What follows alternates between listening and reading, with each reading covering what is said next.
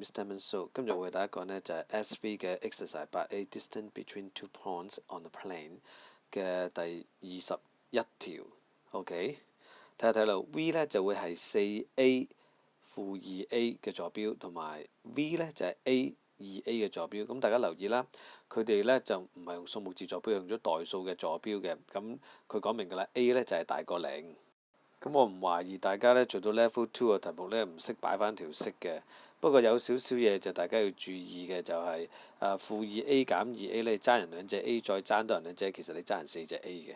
第二件事要提一提大家呢，當你處理3A 嘅二次，即係話有兩隻 3A 相乘嘅，當然啦，3乘3係 9A 乘 A 嘅 A 二次啦。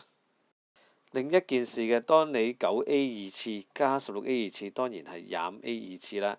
而我哋處理一個積啊，即係話個根號裏邊呢有兩嚿嘢乘埋嘅話呢，我哋會拆翻開兩個根嘅。OK， 咁就會根25即係5啦，同埋根 A 二次同埋開方根會互相抵消嘅，所以最後答案呢就會係 5A。橫掂都啦，睇埋隔離嗰條點做啊？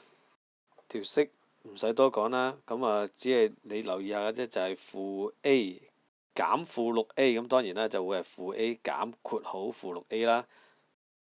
爭人7個 A， 再爭多人5個 A， 夾埋你爭人12個 A 啦。咁負 A 加 6A 咪當然係正 5A 啦。咁好似之前嗰一條咁樣啦，如果係3A 嘅二次，即係兩個3A 相乘咧，而家就係兩個負12同埋兩個 A 相乘，所以呢就係144A 二次嘅，後邊照板煮碗一樣啦。